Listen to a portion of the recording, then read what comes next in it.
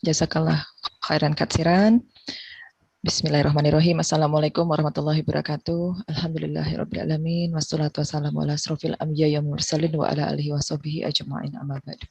Rabbi shrahli sadri wa yassirli amri wahlul 'uqdatam min lisani yafqahu qawli. Alhamdulillah semuanya kita bertemu lagi dalam daurah kedua di International Islamic Medicine Forum. Hari ini saya dapat amanah untuk bersharing tentang Islamic Integrative Medicine. Izinkan saya untuk share screen, insya Allah untuk mempermudah kita memahami ilustrasi secara audio dan visual. Ya, jadi kenapa saya ingin mengenalkan integratif medicine ya berdasarkan Islam, karena kembali merenung kita yang mungkin berkecimpung dalam dunia penyihatan ya, apapun profesi kita. Nangis toh yo. Mohon maaf, host bisa di mute. Saya di sana, bunda sekolah. Sini di kamar.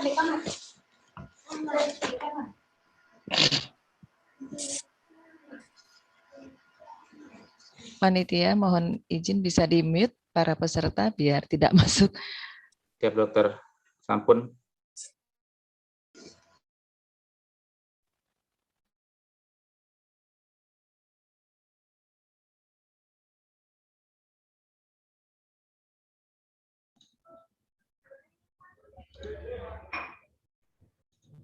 Ya, baik. Di sini saya ingin mengajak para sahabat ya, para yang baru mungkin bergabung di IMF, ya, para berprofesi apapun ya dalam ranah lingkungan penyihatan Islam. Apakah kita sebagai muslim-muslimah yang bergerak dalam provider kesehatan ini sudah mampu keluar dari konsep sekularisme? Apa itu sekularisme? Karena disinilah yang membuat kita ini terkukung memisahkan bahwa profesi kita apakah dokter, perawat, bidan, apapun penyehat ya, sampai nanti penyehat tradisional gitu. Jangan sampai kita dikukung oleh sekularisme memisahkan dunia dan ukhrawi kita. Jadi disinilah kita harus tafakur apa tujuan kita sebagai penyehat. Ya, sebagai penyehat tentu kita sebagai hamba juga gitu, sebagai hamba Allah pastinya kita harus maksudnya kita harus beribadah tujuan utamanya sebagai dokter, perawat, bidan. Tujuannya bukan hanya sekedar pekerjaan kita lalu dapat nafkah dari profesi kita, bukan demikian, tapi yang paling hakiki adalah target ukhrawi kita adalah kita mampu semakin takwa kepada Allah. Jadi karena kita sebagai makhluk yang Allah embankan amanah sebagai khalifah fil ard ya, mampu nanti bisa membuat makmurnya dunia ini, bumi ini. Termasuk kita membantu sahabat-sahabat atau klien kita, pasien kita dengan wasilah sakit, ataupun kita sebagai tenaga kesehatan dapat mengembalikan fitrah tujuan hidupnya sebagai manusia yang dapat memakmurkan bumi sebagai khalifah. Jadi mari kita sama-sama luruskan niat kita sebagai penyehat gitu ya, dengan rasa yang bahagia, rasa syukur kita mengemban profesi yang qadarullah Allah sudah takdirkan dan kita ikhlas menjalani. Jadi bukan hanya semata duniawi atau material saja yang kita tujukan, lalu kita mencintai profesi, tak lain dan tak bukan adalah kita sebagaimana Allah firmankan menciptakan kita untuk senantiasa beribadah kepada Allah. Jadi jadikan wasilah profesi ini kita tetap berusaha untuk beribadah, ridho Allah tujuan kita. Jadi dengan demikian kita mampu membumikan, mengimplementasikan salah satunya nanti bagaimana Islamic Integrative Medicine ini. Ya, jadi memahami konsep kesehatan integratif maksudnya apa? Jadi integrative medicine ini merupakan suatu disiplin medis yang holistik yang memperhitungkan lifestyle pasien kita, juga termasuk yang kita pikirkan, kita pertimbangkan. Bagaimana kita tenaga kesehatan bekerja merawat pasien secara keseluruhan. Jadi bukan hanya untuk menyembuhkan penyakit gitu ya. Itu penyakit ya datang atas izin Allah dan haknya Allah juga untuk bisa menyembuhkan atas izinnya gitu. Kita hanya fasilitator yang mampu mengintegrasikan, mengkolaborasikan bagaimana kita bisa melakukan pendekatan terhadap pikirannya, tubuhnya ya, jasmani dan atau jasadnya ataupun jiwanya atau kolbunya pada pasien agar dipertimbangkan untuk dia dapat meningkatkan penyembuhannya ataupun kesejahteraannya. Jadi banyak pendekatan-pendekatan yang bisa dipilih gitu. Jadi bukan hanya satu. Contoh, kalau kita menjadi penyehat seperti saya seorang dokter spesialis obgyn, saya terdidik dengan kurikulum barat ya, Western medicine. Kalau saya hanya berkutat di satu sisi ini, saya tidak bisa menyentuh barangkali aspek pikiran ataupun jiwa pasien, karena nanti ada lagi reduksionis spesialis jiwa gitu ya, atau barangkali bisa ke apa namanya ya, interdisiplin ilmu misalnya psikolog gitu ya. Jadi terkotak-kotak. Sementara seorang penyehat harusnya kita paham bagaimana pendekatan pengobatan integratif gitu ya. Juga harus paham naturopati, regeneratif, ini apa semua ya gitu ya. Ya ini adalah pendekatan-pendekatan yang dikolaborasikan untuk dapat mensejahterakan pasiennya, kliennya, bukan hanya bebas dari sakit, tapi pikiran, tubuh, dan jiwa. Sebagaimana WHO juga mendefinisikan sehat tidak terbatas pada jasmani, tapi juga fisik, sosial gitu ya, mental gitu ya. Jadi semuanya. Jadi jangan sampai sebagai dokter kita hanya terkotak sebagai montir bengkel motor atau mobil ya, hanya kita jasad saja atau jasmani saja, demam dikasih paracetamol gitu, nyeri dikasih non steroid antiinflamasi drug gitu ya, nanti kembung dikasih anti kembung gitu ya. Jadi jangan seperti itu gitu. Kenapa? Karena kita harus memandang bahwa dalam Al-Qur'an, bahwa dalam Islam manusia itu bukan saja terdiri dari jasad, tapi juga ada akal dan ruh yang di conventional medicine Western atau Barat suka melupakan. Nah, jadi untuk apa kita belajar integratif medicine? Sebenarnya bukan untuk kita mampu menyehatkan manusia lain, bukan hanya ini gitu ya. Target di sini adalah bagaimana kita membaca satu ayat dalam Quran surat Fusilat ayat 53 ya. Bismillahirrahmanirrahim. Sanurihim ayatina fil afak wa fil anfusihim. Jadi Allah itu menghamparkan alam semesta ini dan juga diri kita sendiri agar kita tahu bahwa kekuasaan Allah itu sangat besar dan kita mengakui bahwa Quran is truth. Quran adalah paling benar gitu ya. Cukuplah Allah menjadi saksi atas segalanya. Jadi kalau kita belajar sekarang penyehatan Islamic Integrative Medicine, mau belajar apapun lah ilmu tentang dunia, tentang alam, tentang diri kita ya, penyehatan juga bagian dari ilmu diri kita gitu, ilmu manusia gitu, tubuh manusia. Tak lain tak bukan, mari kita kembali ke Quran, bahwalah untuk mengakui kebesaran Allah dan mengakui bahwa Al-Quran itu benar adalah kalamullah dan Rasulullah adalah uswatun hasanah, tauladan kita, role model kita untuk kita berpijak bagaimana kita mengimplementasikan pengobatan. Jadi kalau sudah menjadikan Al-Quran sebagai petunjuk, ya pelajaran hudan di sini sebagai rahmat gitu ya, sampai sebagai juga syifa gitu. Jadi kita kembali ke Quran, dan kalau kita kembali ke Quran, Islamic Integrative Medicine harus mampu membaca ayat-ayat yang sifatnya kauniyah dan kauliyah. Kita lihat di sini bagaimana surat At-Tin ayat 4. Laqad khalaqnal insana fi ahsani taqwim. Sungguh kami telah menciptakan manusia dalam bentuk yang sebaik-baiknya. Ya Allah, kalau begitu seorang penyehat harus sadar, ada pasien datang sakit. Kita harus pertama mengatakan kepada klien kita bahwa dia sebagai manusia pasti sudah sempurna Allah ciptakan. Kita kuatkan fitrahnya kembali gitu. Kalau ada yang sakit, berarti ada sesuatu yang salah di sini. Apa itu? Dalam Quran lagi kita bisa mentadaburi Quran surat Al-Infitar ayat 6 sampai 8. Di sini Allah berfirman, artinya ayat 6-nya, wahai manusia, apakah yang telah memperdayakan kamu berbuat durhaka terhadap Tuhanmu yang Maha Mulia? Berbuat durhaka. Berarti kalau begitu kita tak mampu melaksanakan perintahnya atau tak mampu meninggalkan larangannya. Yang telah menciptakan kamu di ayat 7-nya, yang telah menciptakan kamu, menyempurnakan kejadianmu, dan menjadikan susunan tubuhmu seimbang dalam bentuk yang dikehendaki. Jadi Allah sudah buat tubuh kita seimbang.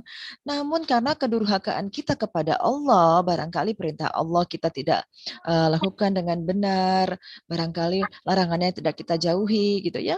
Akhirnya terjadilah ketidakseimbangan yang sudah tadi Allah susun tubuh kita seimbang, akhirnya terjadilah ketidakseimbangan yang bermanifestasi timbulnya atau akar dari beragam penyakit. Maka untuk bisa mengembalikan keseimbangan, kebugaran, kesehatan dari klien kita, pasien kita, diperlukan pendekatan yang integratif sebagai cara ya yang saat ini bisa optimal insya Allah mengembalikan tubuh seimbang. Karena keseimbangan tubuh manusia yang terdiri dari jasad, ruh, akal gitu ya.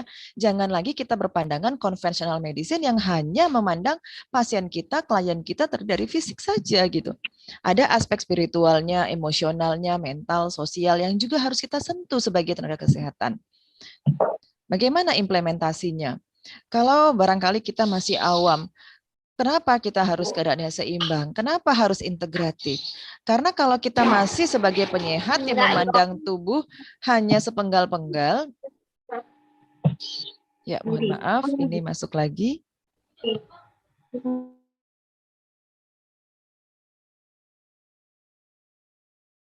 Jadi kita bisa lihat di sini, kalau kita ingin tahu tubuh kita ibaratkan analogi mudahnya saja. Pusat komando kota megapolitan, misalnya Jakarta, ini pasti pemerintahan Provinsi DKI Jakarta. Kita ibaratkan pusat komando sistem tubuh adalah otak kita. Ya, sepakat otak adalah sentral dari apapun. Jadi kalau ada orang yang rusak otaknya nggak bisa berfungsi lagi, misalnya ada satu iskemik atau infark atau stroke, ada impairment, ketidakmampuan berjalan, karena otak pusat komando bukan hanya pergerakan motorik, penciuman gitu ya, keseimbangan, penglihatan, pendengaran, semua syaraf-syaraf pusat kranial ada di otak, termasuk juga releasing hormon, semuanya juga di otak. Mau aksis apa? Aksis untuk hormonal reproduktif, hipotalamus mengeluarkan gonadotrophic releasing hormone. Aksis jaras untuk hormon stres juga hipotalamus mengeluarkan corticotropic releasing hormone. Aspek tiroid juga, kelenjar tiroid metabolisme juga dari otak. Tiroid stimulating hormone.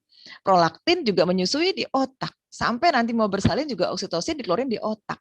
Sampai hormon untuk berkemih ya, antidiuretik hormon juga dari otak. Masya Allah, pusat komando adalah otak. Seorang nakes harus paham ini.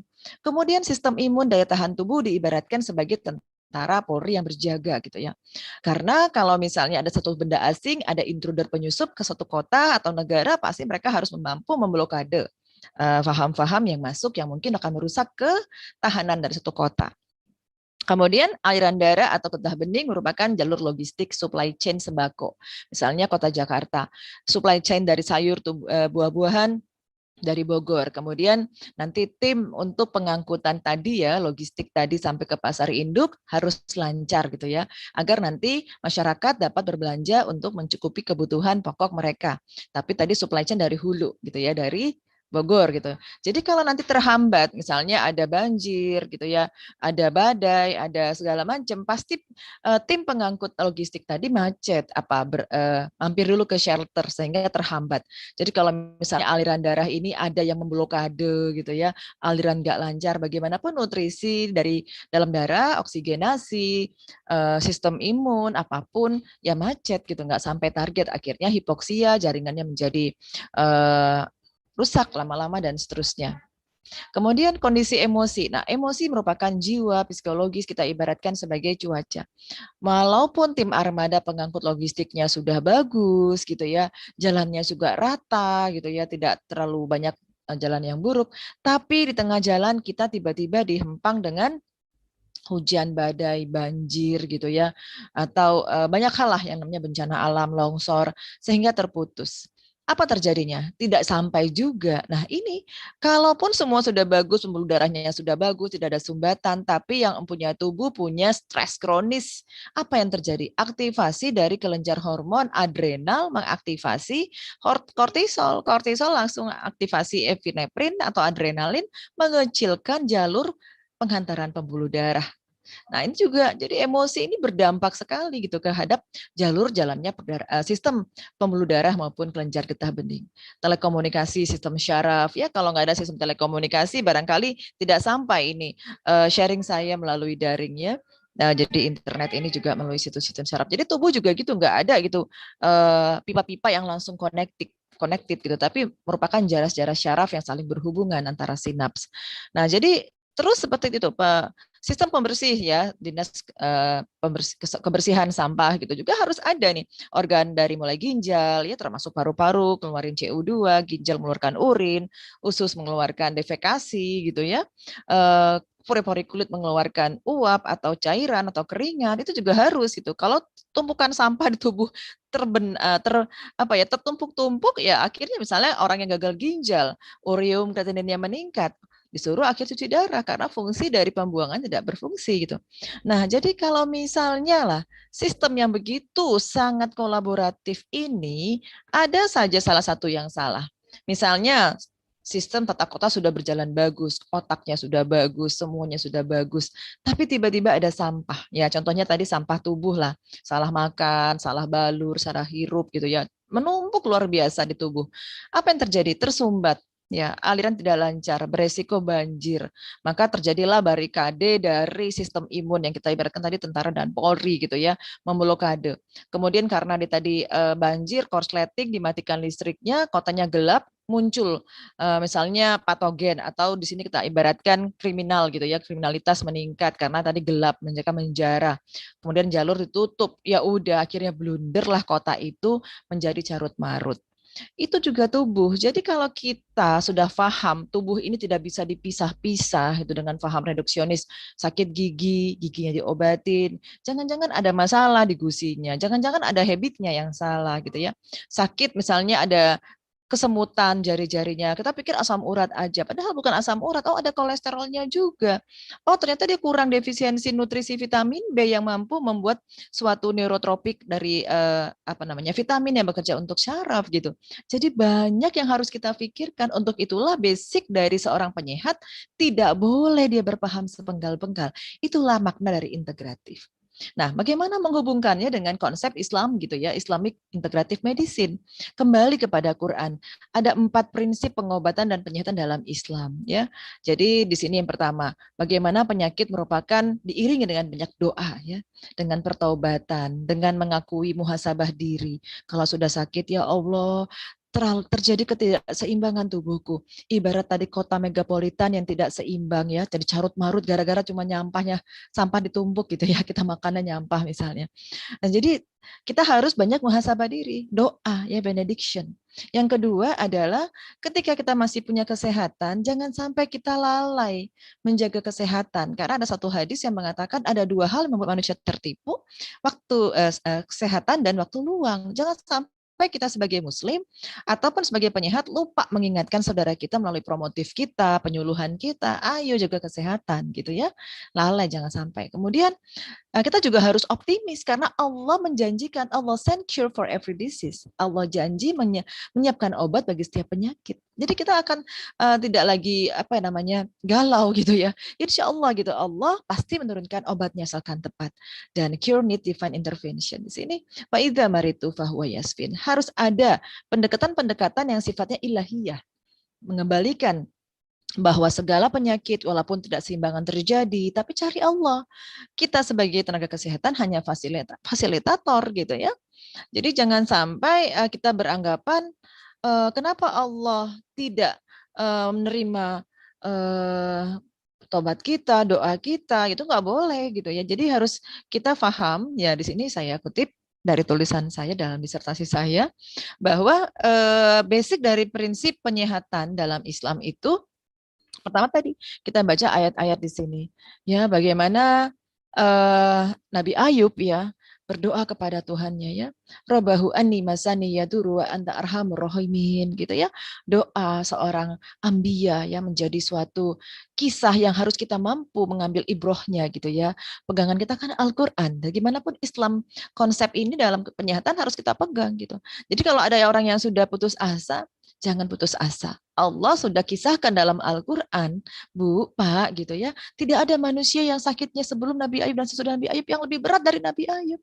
Nabi Ayub bisa sembuh dengan nanti dijawab Allah ayat 84-nya gitu ya. Allah hanya memerintahkan Jibril memberikan air kepada Nabi Ayub dan sembuh seketika. Padahal puluhan tahun gitu, Masya Allah.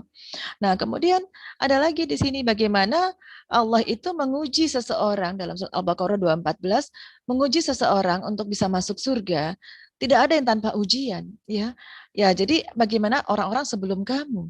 Mereka di sini ada kemiskinan, penyakit, gitu ya, ujian bencana, gitu. Sebagaimana nabi-nabi juga begitu, untuk mengetahui apakah kita punya iman, gitu ya, dan berkata bahwa ya Allah, Allah akan sangat dekat membantu, ya. Jadi pertolongan Allah sangat dekat. Jadi kita nggak boleh putus asa. Itu konsep pertama. Kemudian Rasulullah juga dalam hadis sahihnya gitu ya, tidaklah seorang Muslim tertusuk duri sakit kecuali Allah sedang mengampunkan dosa-dosanya ya, some of his sins for that. Jadi ini dari hadis sahih dari hadis Bukhari. Kemudian Allah juga Rasulullah juga mencontohkan ketika seorang sahabat sakit, ucapannya syafaqillah la ba'sa tahurun insyaallah. Ya, there is no problem, if Allah wills, he will cure your sin by the illness. Jadi dengan begini Allah gugurkan dosa-dosa yang melalui sakit. Insyaallah. Ini kan suatu motivasi seorang penyehat sudah belum punya konsep begini. Ketika pasien datang bukan lagi pendekatan konvensional barat, kasih resep anti nyeri, anti demam, bukan. Berbincang dulu, berdialog dulu. Untuk apa? Menguatkan suatu yang sifatnya jiwa, bukan hanya melulu seputar jasad gitu ya. Jadi ya kembali kepada akidah, wa idza maritu fahuwa yasfin, Asy'ara 80 ya. Jadi penyakit bagi ujian bagi orang-orang beriman ya. Jadi bagaimana kita untuk masuk surga ini ya kita dicuci dulu dosanya melalui sakit gitu. Jadi harus segera cari Allah, bertaubat. Ini prinsip pertama. Prinsip kedua, good health is a blessing. Jadi bagaimana jangan sampai kita menjadi orang yang menyia-nyiakan kesehatan dan waktu luang gitu ya.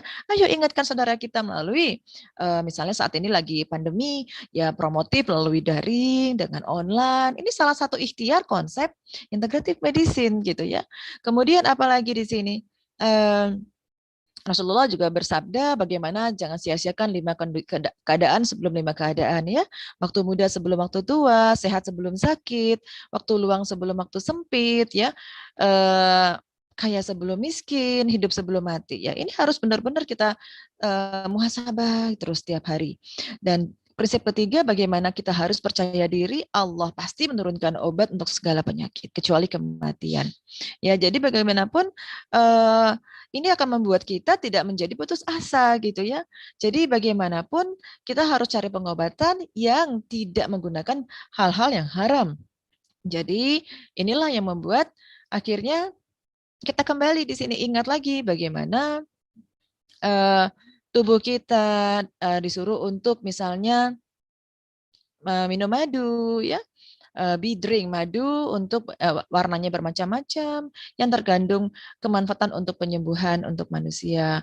Kemudian bagaimana hadis Rasulullah menyebutkan pada janjinya Rasulullah bagaimana hijama gitu ya, bagaimana minum madu dan juga kai, namun Rasulullah melarang umatnya untuk melalui kai, tapi kami para penyehat yang masih pegang pisau bedah menggunakan kateterisasi atau istilahnya bipolar gitu ya, insisi atau operasi dengan pisau panas gitu. Jadi ini merupakan prinsip-prinsip. Dan yang terakhir, setiap pengobatan hendaknya didahulukan dengan pengobatan yang ilahiyah. Akidah dulu dibenarkan. Bagaimana apapun yang kita ikhtiar sebagai pengobatan, termasuk Islamic concept dalam integrative medicine ini juga Allah yang berhak memutuskan kita apakah sehat atau tidak. Kita hanya sebagai wasilah atau fasilitator ya. Nah, untuk itulah maka poin diskusi tentang Islamic integratif tadi, Rasulullah memberikan prioritas Allah dulu yang akan menerima apakah penyembuhan ya penyakit kita ini dapat diterima oleh Allah, dikabulkan Allah melalui praktek-praktek penyehatan, lifestyle, gaya hidup, kebersihan ya, pola makan, kontrol bagaimana mengontrol fisik, baik itu tidurnya, bangunnya, movingnya, exercise-nya, olahraganya, bagaimana manajemen stres mentalnya gitu ya. Bagaimana kita juga disuruh mengetahui natural product gitu untuk pengobatan yang disunahkan oleh Rasulullah, dari mulai minum madu, kurma gitu ya. Berbagai pengobatan-pengobatan yang pernah menjadi sunnah Rasulullah. Jadi sebagai seorang muslim, provider kesehatan muslim, muslimah harus paham konsep ini.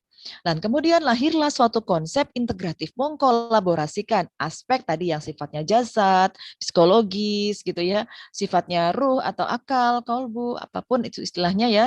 Dari segi fikih saya kurang paham mendefinisikan beberapa term tersebut, tapi aspek ekologi, alam. Jadi kita juga nggak boleh egois, mau sehat kita tinggal di lingkungan yang nyampah, polutan udara, polutan air, polutan tanah gitu ya, nggak akan bisa tercapai kesehatan yang benar-benar optimal. Psikologis, bagaimanapun sehat badannya, kekar, kuat, bisa lari 10 km sehari, tapi sifatnya iri, dengki, hasad, sum'ah, ujub gitu, nauzubillah. Terus nggak sholat, spiritualnya juga lemah gitu, akidahnya nggak kokoh, dan bagaimanapun nggak bisa. Jadi bagaimana mengintegrasikan faktor-faktor ini berkontribusi untuk hidup sehat dan juga mampu menjadi satu penyembuhan intervensi ini. Ya, jadi di sini suatu konsep bagaimana intervensi ilahiyah yang kita utamakan dalam konsep Islam ini, bagaimana sakit adalah ketidakseimbangan, bagaimana kita kembali kepada Allah untuk mencapai keseimbangan lagi dengan intervensi faktor spiritual, sosial, fisik gitu ya. Metafisik ini bukan berarti perdukunan atau kesyirikan, yang sifatnya lebih kepada ruh gitu ya. Ya. Jadi inilah akhirnya lahirlah suatu pendekatan integratif medicine, sebenarnya tahun 77 sudah ada. Suatu introspeksi di negeri barat gitu. Perlu suatu model baru dalam medis untuk bisa seorang tenaga kesehatan, basic profesional kesehatan ini mengetahui ilmu dan keterampilan yang melibatkan aspek sosial, psikologi, dan biologis untuk mengambil keputusan dan tindakan untuk bisa melakukan penanganan kepada pasien yang mereka terlibat dalam aspek ini. Ya, fisik, sosial, psikospiritual ya, menjadi suatu kesehatan yang optimal. Jadi inilah namanya integrasi. Jadi tidak ada gitu, ada orang hanya menenangkan pikiran saja. Jadi konsep integratif maksudnya begini, kita sebagai penyehat mungkin mengenal madu sebagai syifa, penyembuh gitu ya, baca Quran juga demikian. Memang semua atas izin Allah. Tapi kita harus punya broad mindset, mindset yang luas. Jangan sampai nanti madu dikatakan penyehat, bisa menjadi penyembuh, disuruh minum madu seliter gitu ya. Jangan gitu, tetap nggak boleh berlebihan. Islam juga mengajarkan. Kemudian kita hijamah, bekam, dianjurkan setiap hari. Ya jangan juga gitu. Terus nanti satu yang jangan berlebih-lebihan gitu. Ada ukurannya. Nah akhirnya dalam keduniawian lah kesehatan yang sifatnya Western juga akhirnya mulai bergeser. WHO sendiri mulai mengadaptasi atau memayungi suatu strategi pengobatan tradisional dari tahun 2014 sampai 2023 untuk dievaluasi ya 2 tahun lagi sudah ada 170 negara yang menggunakan tradisional komplementer medicine. Kenapa itu ada komplementer alternatif medicine tahun 2018 sudah 170 negara. Ternyata mereka itu mengkolaborasikan, ini resmi ya di satu ruang lingkup di WHO, konvensional medicine tidak bisa menjadi solusi untuk mampu mengembalikan fungsi kesehatan klien kita atau pasien kita yang sedang sakit.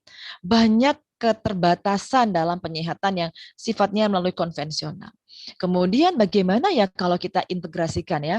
Jadi 170 negara ini sudah mulai banyak muhasabah diri lah, walaupun mungkin negara Islam saja gitu, negara barat terutama yang sudah kasak-kusuk mereka bergeser. Bagaimana ya kalau kita integrasikan, kolaborasikan dengan komplementer alternatif healthcare. Oh iya, nggak cukup kalau dengan itu. Bagaimana kalau juga kita libatkan juga bagaimana kita mendekatkan pasien dengan kita ya, kita support lifestyle-nya agar mereka mampu menjaga kesehatan secara mandiri. Nah, ini konsep integratif medicine. Kolaborasi seorang penyehat terhadap kliennya mengintegrasikan pendekatan barat tidak ditinggalkan, ya. Kalau saya tinggalkan, saya seorang obgyn, konvensional medicine ya saya pegang.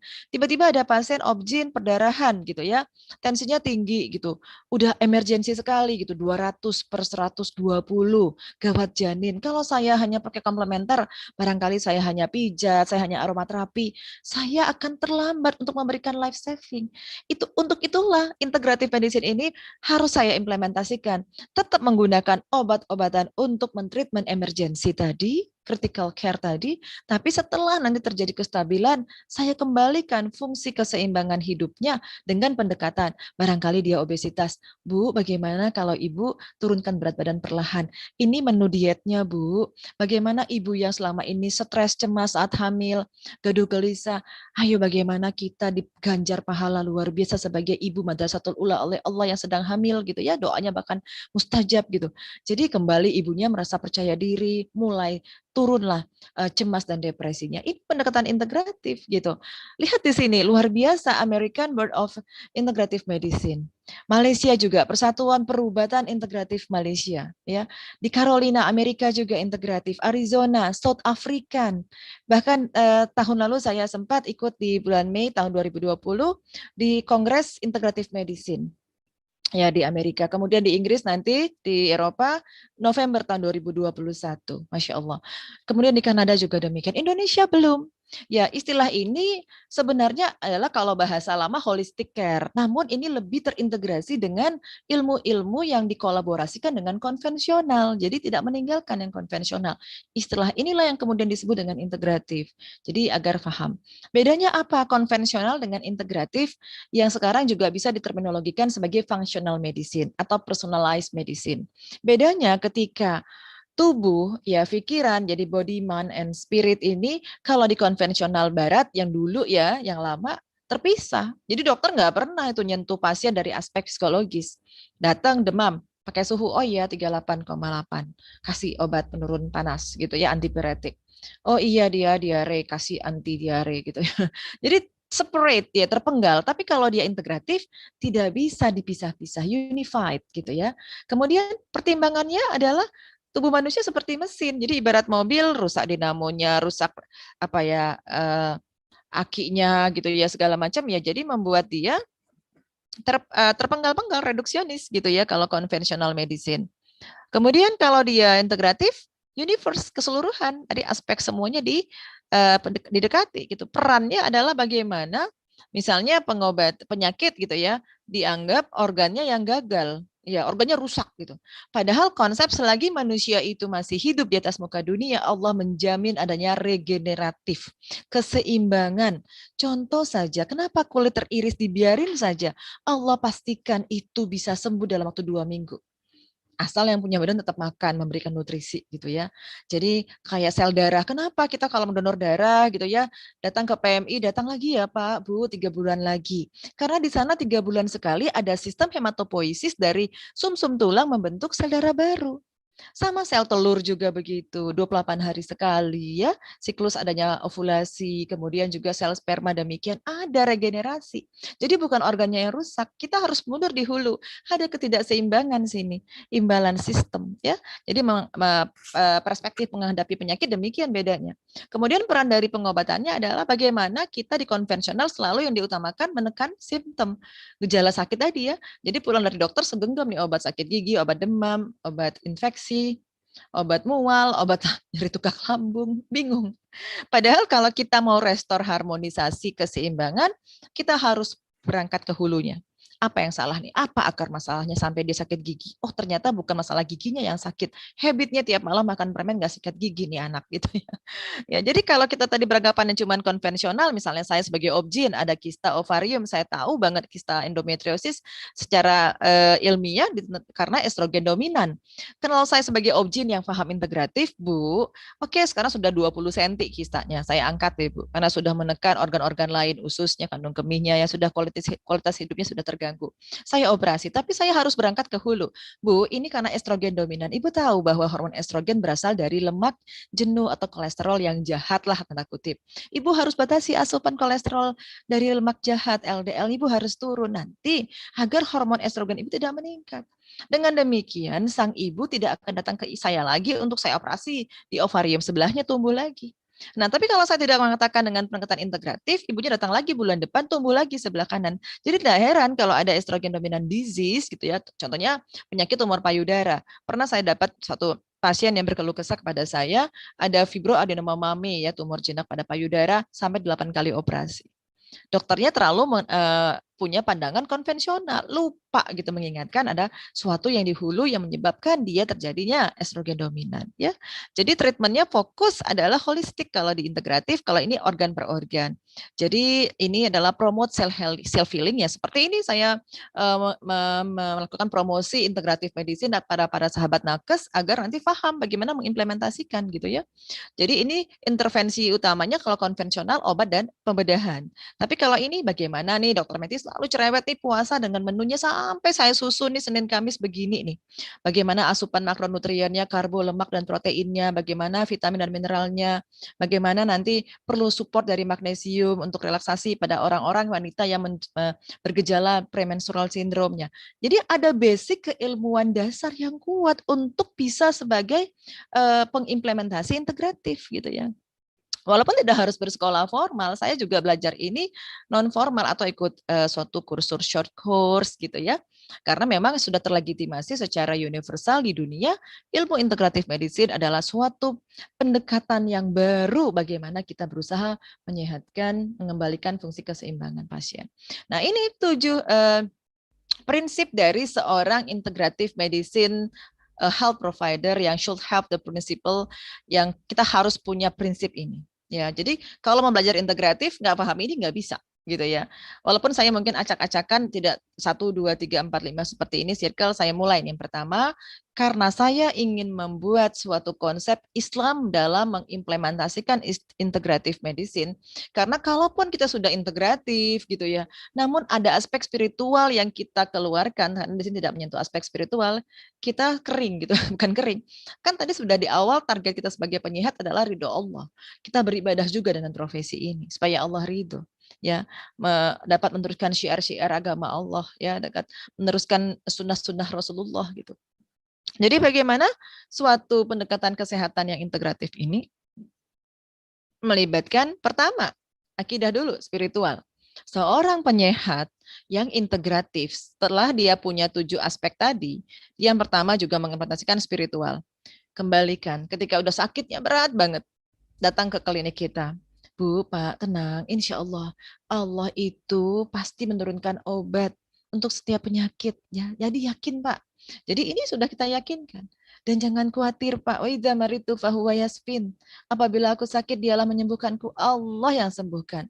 Nabi Ayub saja pakai air sembuh, Pak. Gitu. Jadi jangan sampai seorang akidah penyehat juga kita mengkultus herbal gitu.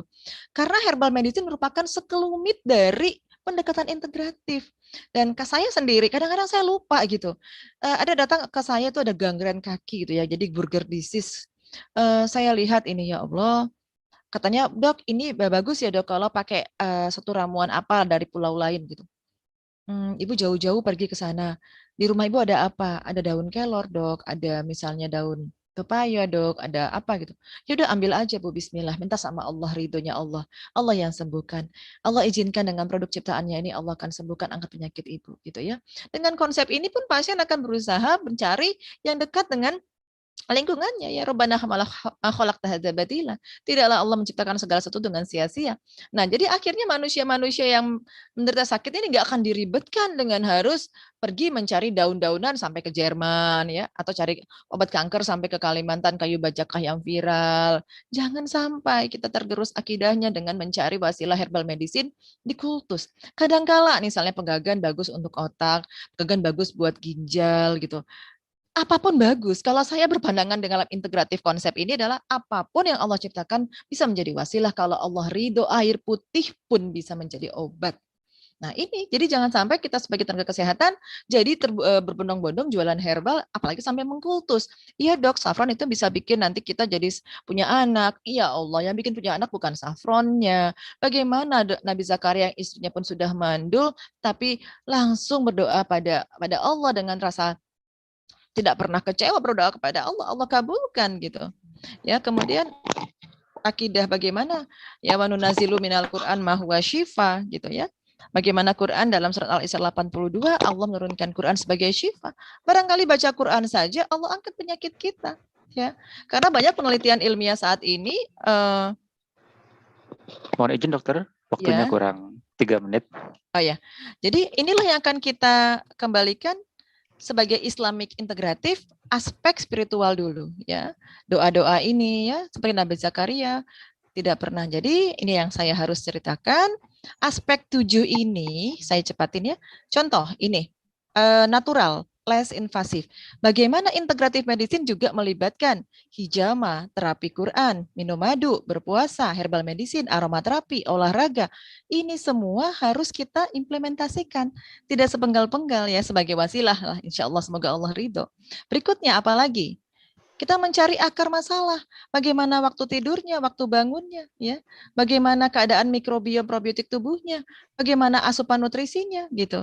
Ya, kembali lagi, apalagi bagaimana kita juga paham begitu banyak pendekatan alternatif medicine di dunia ini, kita pilih mana yang tidak menggerus akidah kita.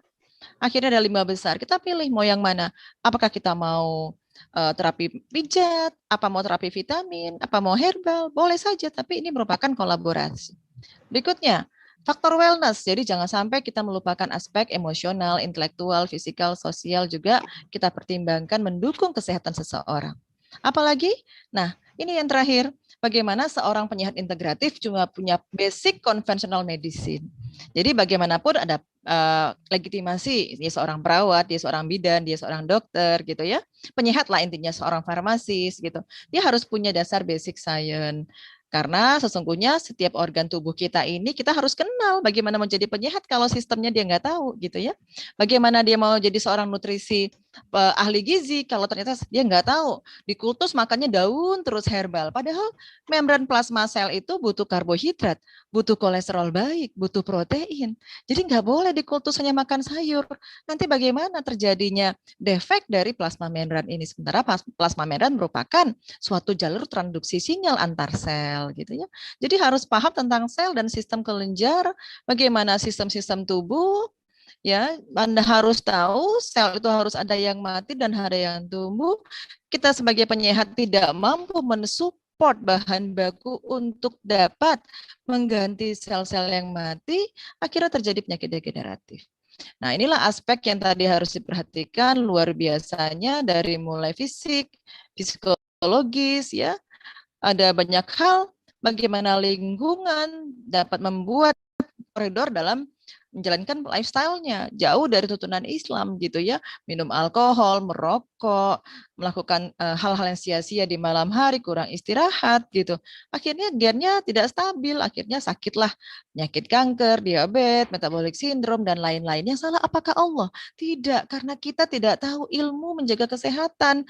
Paparan lingkungan menggerus kita sehingga fitrahnya sudah sempurna, sudah seimbang dalam Quran Allah sudah firmankan, kita rusak semuanya. Sehingga lahirlah suatu konsep bagaimana kedua orang tua berkontribusi terhadap keturunan yang berpenyakit. Jadi anak-anak stunting ini masalahnya bukan di anaknya, orang tuanya bagaimana gitu ya. Jadi akhirnya conventional medicine ini tidak lagi bisa berdiri sendiri.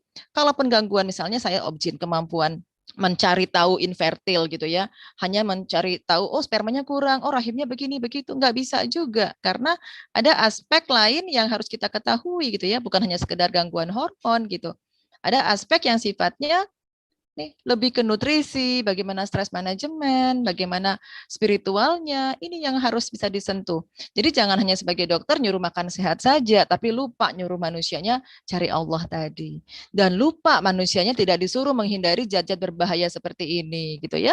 Jangan sampai kita sebagai penyehat ya bekam juga, minum madu juga, tapi pasiennya, kliennya masih terus aja makan makanan yang berbahaya, nggak bisa gitu. Masih aja tinggal atau merokok atau masih minum alkohol, nggak bisa gitu. Masih saja menggunakan kosmetik-kosmetik berbahaya. Kita berusaha untuk mengembalikan keseimbangan dengan integratif medicine, tapi kita tidak menutup pintu-pintu masuknya racun ke dalam tubuh. Jadi nggak bisa. Termasuk stres gitu. Kita mau udah bagus banget pengobatan integratif, hijama, minum madu, aromaterapi, semuanya sudah bagus. Herbal medicine, tapi manusianya sendiri nggak mampu menata kolbu. Stres saja bawaannya. Sampai ini yang paling dahsyat ya, kalau seorang dokter kandungan lupa menenangkan ibu hamil, jangan sampai depresi dan cemas.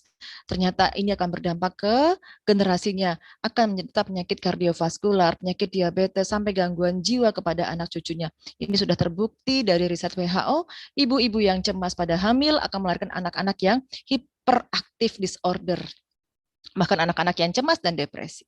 Jadi transgenerasi disease adalah dari lifestyle orang tuanya, gaya hidup orang tuanya, paparan racun orang tuanya, paparan stres emosional orang tuanya gitu ya. Sehingga inilah konsep integratif medicine. Akhirnya kalau the one and only pendekatannya hanya konvensional tidak menjadi solusi. Karena begitu banyak faktor, latihan, olahraga, manajemen stres, bagaimana kesejahteraan komplementari tadi ya, spiritual tadi, nutrisi tadi, juga sebagai seorang penyehat integratif harus mampu mempromosikannya kepada klien atau pasiennya. Terakhir, mari kita tafakur. Apakah kita mampu secara profesional melakukan implementasi Islamic Integrative Medicine, mengemban amanah profesi ini untuk mengingatkan pasien kita, menjaga kesehatannya dari banyak aspek, agar terintegrasi ya tadi faktor-faktor yang banyak tadi, agar waktu hidupnya saat sehat dan waktu luangnya terjaga dengan baik, dan dia dapat ketika sudah sehat tubuhnya semakin takarub kepada Allah Subhanahu wa Ta'ala. Jadilah seorang penyehat yang tujuannya adalah bagaimana kita juga menjalankan ibadah, membuat orang lain semakin kenal Allah. Dengan begini kita ikhlas, menjalani dengan niat yang lurus karena Allah, insya Allah kita akan menjadi penyehat-penyehat yang bisa berpaham integratif medicine. Kelak IMF juga akan sama-sama di negara-negara dunia punya satu asosiasi integratif, Islamic Integrative Medicine, karena ini adalah satu pendekatan, satu asosiasi baru di dunia yang baru tahun 2018, banyak berkembang di dunia barat. Baiklah, segala yang sempurna datangnya dari Allah, segala kekhilafan datangnya dari saya. Saya sudahi dengan billahi taufik wal hidayah. Assalamualaikum warahmatullahi wabarakatuh. Waalaikumsalam warahmatullahi wabarakatuh. Wah, Masya Allah, menarik sekali dokter. Jadi beberapa kesimpulan yang bisa kita tarik bahwa kita harus memiliki sikap tawazun ya, atau seimbang. Kemudian jangan berlebihan ya, sebagaimana yang sudah disebutkan dalam surat Al-A'raf ayat 31 ya. Kulu wasrabu wala tusrifu. Nah, itu merupakan beberapa bentuk syukur kita terhadap nikmat sehat yang kita dapat. Yang mana beliau sampaikan bahwa psikologis, fisik, spiritual, dan alam, ekologikal dan sosial juga merupakan konsep dari integrative medicine. Ya, sebelum memasuki pukul 9, kita memiliki mungkin 1 atau 2 penanya. Tafadhol yang ingin bertanya bisa menggunakan fitur raise hand atau mungkin bisa menulis di kolom chat. Oke. Apakah ada Bapak Ibu sekalian yang ingin bertanya langsung? Ya, kepada Ibu Dayang Kunoran di Sarawak. Monggo bisa dihidupkan mikrofonnya dengan videonya jika berkenan. Dari Sarawak, Malaysia ya. Tafadhol, Ibu Dayangku Nurandi.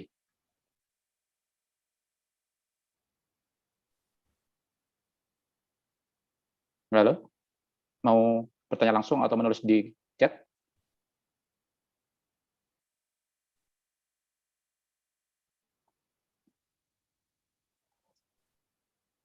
Tinggi. Atau mungkin Astin dari Ponorogo. Silakan kalau ada yang ingin bertanya. Langsung kepada Dr. Meti. Bismillah, sharing di yang lain dulu ya. Ini siapa ya? Halo? Ini Astin Ponorogo. Ya, silakan. Assalamualaikum dokter. Singkat ya Bu ya? Ya, waalaikumsalam warahmatullahi wabarakatuh. Dari materi yang sudah disampaikan itu, kuncinya adalah kondisi psikologisnya atau tingkat kesetresannya. Kemudian asumsi makanannya. Ketiga, dari spiritualnya. Apakah benar begitu? Jazakillah khairan. Ya, baik, baik Bu. Memang kalau kita ingat hadis Rasulullah, apabila seorang itu satu gumpal dagingnya baik, maka baiklah seluruh jasadnya. Apabila dia rusak, rusaklah seluruh jasadnya. Ketahuilah segumpal daging itu adalah kolbu. Allahu alam, kolbu itu apakah psikologis, apakah memang berbentuk jasad berupa jantung, ya, sebagaimana ulama mengatakan jantung. Saya kurang paham. Namun dari kesimpulan yang dari integratif medicine ini, eh, tidak ada yang nomor satu, Bu. Semuanya harus seimbang, ya. Kalau kita misalnya jiwanya tenang banget, Bu, tapi ternyata kita lupa mengasup hak tubuh, misalnya kita lupa mengasup makanan, gitu ya. Ujung-ujungnya nanti hati yang tenang dengan tidak makan, ujung-ujungnya jadi lemas juga, gitu ya. Jadi kita nggak bisa melepaskan. Jadi integratif itu ya saling mengintegrasikan. Semuanya kita pentingkan. Jadi aspek tadi makanan ya dari benar, aspek kolbunya, psikologisnya benar, aspek fisiknya juga benar karena Allah juga menciptakan kita bukan hanya dari segumpal daging saja atau ruh saja tapi ada jasad ya. Bagaimana Allah kita lihat Al-Mu'minun ayat 12 sampai 14 sebelum ada nutfah, ada saripati tanah sulalatun mintin, kemudian nutfah, alaqah, mudigah, lam dan seterusnya. Jadi nggak bisa dipisah-pisahkan. Jadi semoga para sahabat nakes di sini paham integratif yang saya sampaikan, bagaimana konsep ini nggak bisa dipisah-pisahkan. Sehingga kita sebagai penyehat Islam, kita tidak boleh pertama mengkultus herbal saja. Maaf, mengkultus bekam saja. Ya bekam iya, tapi lupa mengingatkan spiritual. Lupa dia makan yang sehat. Bekam terus ya. Apalagi ini sedang ayam mulbit nih, lagi syahum insya Allah. Kemudian ada tanggal sunnah. Tapi lupa mengingatkan nanti bukannya bagaimana. Taunya mukanya makan 3 piring berlebih-lebihan. Nggak bisa. Jadi semoga paham bagaimana kita sebagai penyehat integrasikan semua faktor, semuanya penting. Tidak ada yang nomor satu. Demikian, Bu. Jazakillah khairan, dokter. Ya, Wak Yaki. Terima kasih untuk Ibu. Nah, kemudian ini satu lagi nggih, dari Semarang, Ibu Syam. Bapak Syam apa Ibu Syam ya? Tafadhol. Ibu. Oh, Ibu. Monggo Ibu Syam, silahkan. Singkat nggih. Assalamualaikum warahmatullahi wabarakatuh. Mohon izin dokter. Jadi kalau saya simpulkan tadi pemaparan dokter, integrasi medicine itu, baik kalau saya menyimpulkan ya, baik barat maupun timur, Tibu Nabawi, selama itu secara keilmuan bisa dipertanggungjawabkan dan tidak melanggar akidah. Nah, yang menjadi problem itu adalah kadang kalau penyehat tradisional dia hanya menguasai ilmu Tibu Nabawi. Jadi semua itu semua itu disolusikan Tibu Nabawi. Bahkan di grassroots sendiri sampai terjadi pertentangan. Bekam sunnah, yang tidak bekam tidak sunnah, seolah-olah pengobatan itu terpisah-pisah. Nah, ini paradigma yang sebenarnya harus dibetulin nih di teman-teman kita sendiri. Iya, kalau yang bicara dokter pasti dia akan menyampaikan bahwa evidence based itu penting, tapi yang non dokter kadang evidence based itu nggak penting. Jadi di kalangan terapi sendiri masih masih keakuannya tuh masih ke terapis baik timur barat Ibu Nabi keakuannya masih tinggi, Dok. Nah, itu yang menjadi problem kalau menurut saya. Syukran ya, Dok. Assalamualaikum. Waalaikumsalam. Baik. Jadi ini saya sekalian, Bu, ya memang Masya Allah, Bu. Tapi tidak harus dokter kok, Bu. Saya sudah membuat edukator penyihatan integratif, Bu. Saya punya LPK insya Allah di Jambi.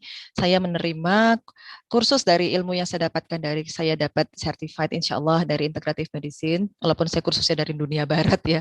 Tapi saya coba mengislamisasikannya gitu. Contoh ya, saya implementasikan pendekatan dalam dunia obgyn. Saya secara basic adalah dokter kandungan, secara keilmuan. Tapi kalau ada pasien yang ingin program hamil ke saya selalu bilang, Bu, sudahkah Ibu menyiapkan nutrisi yang sifatnya kolbu dulu? Bagaimana Ibu membaca kisah-kisah dari Ambia? Contohnya bagaimana ketika seorang wanita mau hamil, ya, Ibunda Hana dari istri Ali Imran bernazar anaknya akan berkhidmat, doanya Nabi Zakaria gitu ya. Itu dulu yang saya kuatkan bahwa pernikahan itu adalah menyempurnakan agama, anak adalah prioritas kedua, ketiga, tenangkan pasien saya. Konsultasinya hanya sebagai sharing dulu untuk memantapkan dulu sifatnya psikologis. Nah, kemudian saya bergeser ke akidah, Bu. Bagaimana ya Nabi Zakaria itu diperintahkan Allah ketika bertanya apa tandanya istriku bisa hamil ya Allah. Allah berfirman dalam Al-Anbiya, ya bagaimana dalam surat Maryam, bahwa Allah menyuruh Nabi Zakaria untuk 3 hari tidak bercakap-cakap, kemudian lakukan zikir pagi dan petang. Ini kan program hamil yang sifatnya Islami, tidak ada SPOG yang nyuruh orang diam 3 hari, tidak bercakap-cakap, iktikaf lah misalnya, dan zikir pagi dan petang. Ini sudah masuk ya Bu ya, konsep integratifnya. Kemudian Bu, nutrisinya Bu, Ibu tahu nggak bagaimana Rasulullah itu gemar sekali makan kurma dan semangka. Ya Rasulullah kuat, istrinya juga semuanya adil gitu diperlakukan. Jadi ayah, ayo coba makan semangka dan kurma. Masya Allah, semangka bijinya saja mengandung asam amino yang menguatkan sperma.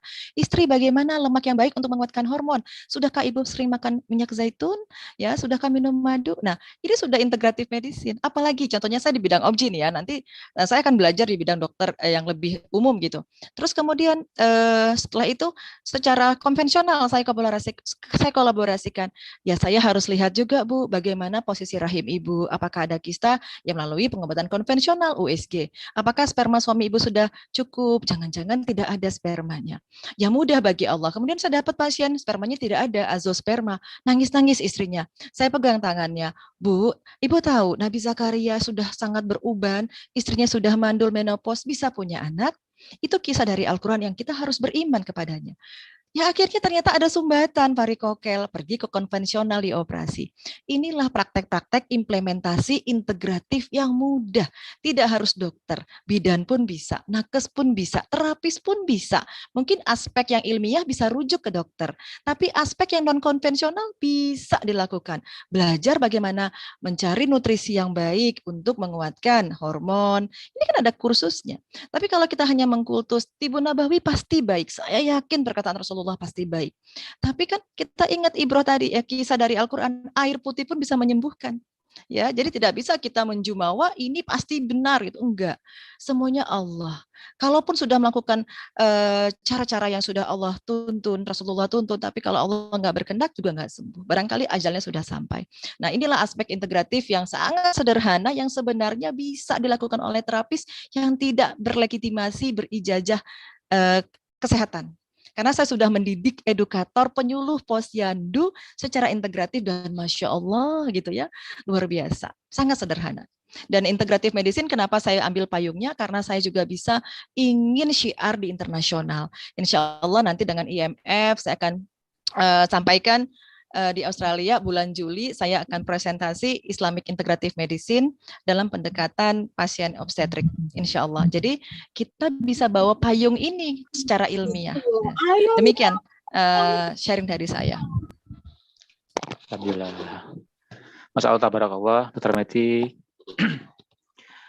Ya, Bapak Ibu sekalian, mengingat waktu sudah pukul 9, kami cukupkan ya untuk diskusi pada pagi hari ini.